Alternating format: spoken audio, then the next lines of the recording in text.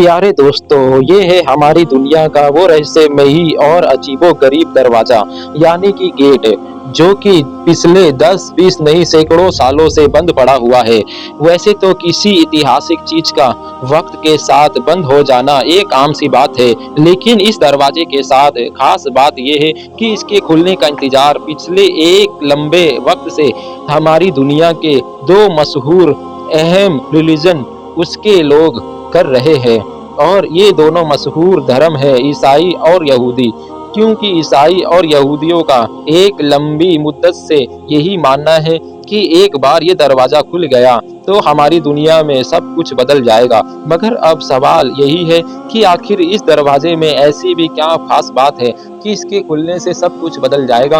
और वैसे भी आज के दौर में ईसाई और यहूदी दुनिया में ना सिर्फ अच्छी खासी आबादी में पाए जाते हैं, बल्कि काफ़ी ताकतवर और असरदार भी हो चुके हैं।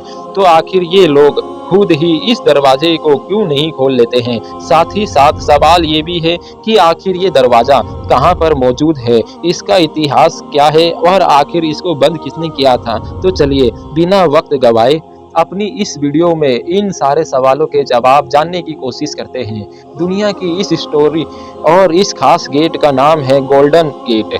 इस नाम के अलावा Gate of Mercy, Gate of Heaven, East Gate या फिर ब्यूटीफुल गेट के नामों से भी जाना जाता है। और ये गेट भी मौजूद है हमारी दुनिया की उस ही मशहूर और मुकद्दस शहर में, जिसके बारे में माना जाता है कि शहर के लिए दुनिया में सबसे ज़्यादा जंगें लड़ी गई और सबसे ज़्यादा खून भी बहाया गया है, बल्कि शहर के लिए आज तक भी वो खून बह रहा है। हाँ दोस्तों, हम बात कर रहे हैं यरूशलेम की, यानी कि बैतुल मुक़द्दस की। स्टोरी में सर्चिंग में हमें ये पता चलता है कि किसी दौर में लंबे वक्त तक यरूशलेम शहर के अंदर 8 दरवाजे हुआ करते थे। इन सारे दरवाजों में ही शाम के वक्त यानी कि रात से पहले ही बंद कर दिया जाता था, सिवाय एक दरवाजे के। और ये वही दरवाज़ा था जो शहर के ईस्ट साइड में मौजूद था, यानी कि जिसे आज गोल्डन गेट के नाम से जाना जाता है और जिसके बारे में हम आपको अभी तक बता रहे थे। मगर खास बात यह है कि आज के दौर में दुनिया में इस वजह से मशहूर नहीं है कि किसी दौर में 8 में से सिर्फ एक लौता दरवाज़ा खुला रहता था, बल्कि आज तो इसकी शोहरत की वजह यही है कि इसकी पिछले कई सदियों से बंद रहना, क्योंकि सदियों से इस गेट के बंद पड़े रहने से बाइबल यानी कि इंजील की एक भविष्यवाणी से जोड़कर देखा जाता है। ध्यान देने वाली बात यह है कि मुस्लिम और ईसाई दोनों लोगों का ही ऐतिहासिक मानना है कि हजरत ईसा अलैहिस्सलाम किसी दौर में इसी गेट के जरिए से ही एक गधे पर सवार होकर यरूशलेम शहर के अंदर दाखिल हुए थे। मगर यहाँ पर फर्क ये है कि ईसाइयों का ये भी मानना है कि उनकी बाइबल की भविष्यवाणी के अनुसार ये गेट लंबे वक्त तक बंद ही रहेगा, यानी कि तब तक जब तक हजरत ईसा अलैहिस्सलाम का दोबारा आ नहीं जाएंगे, यानी कि जब हजरत ईसा अलैहिस्सलाम दोबारा हमारी इस ज़मीन पर आएंगे तभी ये गेट खुलेगा।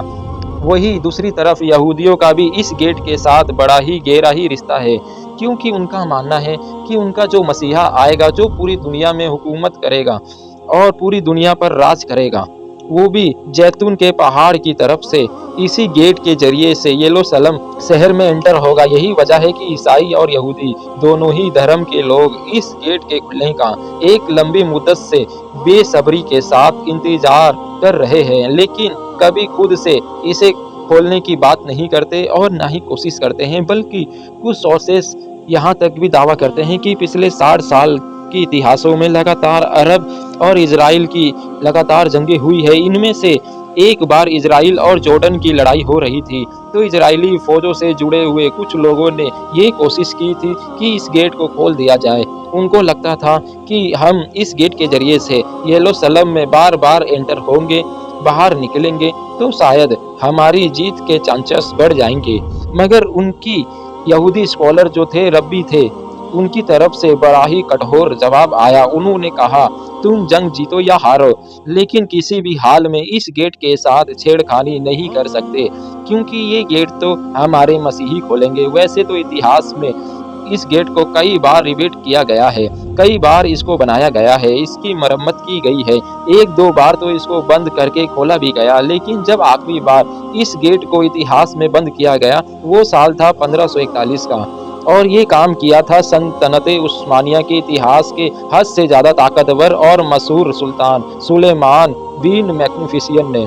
वैसे तो लगभग सारे इतिहास का इस पर एग्री करते हैं कि सुलेमान द मैग्निफिसेंट ने ये फैसला डिफेंस की वजह से लिया था, क्योंकि उस दौर में रात के वक्त बड़े ही आसानी के साथ और बड़े ही चालाकी के साथ बड़े शहरों पर हमले कर दिए जाते थे, और डिफेंस के लिहाज से ये गेट उस्मानी सुलेमान द मैग्निफिसेंट खतरनाक महसूस हो रहा था। लेकिन दूसरी तरफ यहूदी लोगों ने इस चीज़ को लेकर एक अलग थ्योरी पाई जाती है। उनका मानना है कि सुलेमान मैग्निफिसेंट ने इस गेट को उस वक्त बंद करवाया था जब उनको पता चला था कि यहूदी लोग अपने मसीहा का इंतजार कर रहे हैं और उनका मसीहा इन्हीं गेट के जरिए से यरूशलेम शहर में दाखिल होगा और इस दुनिया पर राज करेगा।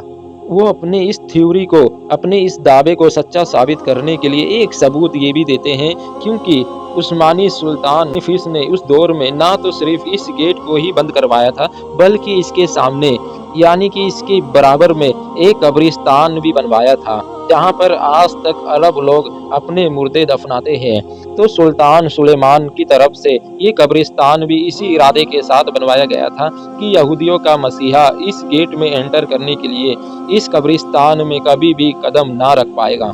दोस्तों, ये तो थी हमारी दुनिया के एक मिस्टीरियस गेट की कहानी। दोस्तों, बैतुल मुकद्दस अंबिया अलैहिस्सलाम की सरजमीन है जो कि फ़िलिस्तीन में मौजूद है। इसके बारे में अल्लाह के प्यारे नबी ने इरशाद फरमाया, बैतुल मुकद्दस इस रुए ज़मीन पर बनाई गई दूसरी मस्जिद है और ये मक्का और मदीना के बाद में मुसलमानों के लिए तीसरी सबसे मुकद्दस मकाम रखती है, जिसकी जानिब इबादत के लिए सफ़र करना जायज़ है। और यही नहीं, अल्लाह के प्यारे नबी सल्लल्लाहु अलैहि वसल्लम 16 या 17 महीने इसी मस्जिद की तरफ, मस्जिद अक्सा की तरफ रुक करके नमाज भी पढ़ी है।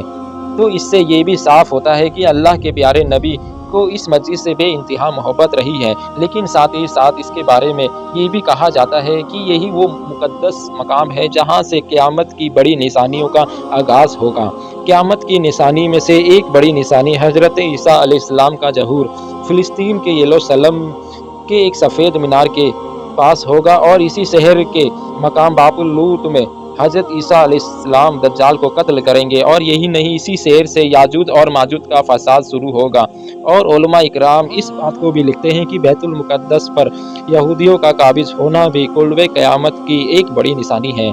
इसके अलावा अल्लाह के प्यारे नबी हज़रत मोहम्मद सल्लल्लाहु अलैहि वसल्लम ने आज से 1400 साल पहले क़यामत की कुछ निशानी बताई थी। आज जब ये निशानी जाहिर होने लगे तो समझ लेना कि क़यामत करीब आ चुकी है। लेकिन आज जिस दौर से हम गुजर रहे हैं उसमें क़यामत की बहुत सारी निशानियां ऐसी हैं जो पूरी हो चुकी है, और उनमें से कुछ निशानियां ऐसी भी हैं जिनका जाहिर होना अभी भी बाकी है।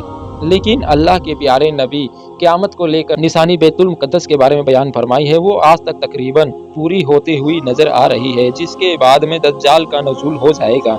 याद रखें, इजराइल का फ़िलिस्तीनियों पर हमला करना और उसके बाद बैतुल मुक़द्दस पर अपना कब्जा करने की कोशिश करना एक बहुत बड़ी तबाही की ओर इशारा है। कहा जाता है कि यहूदी किसी भी तरीके से मुसलमानों का पहला किबला मस्जिद अक्सा को शहीद करके वहाँ पर हेलिके सुलेमानी बनाना चाहिए, क्योंकि उनका मानना है हेलिके सुलेमानी बनाने के बाद उनका मसीहा दज्जाल, जिसको हम दज्जाल कहते हैं, उसके बीच में आ जाएगा, जो कि क़यामत की बड़ी निशानियों में से एक निशानी है।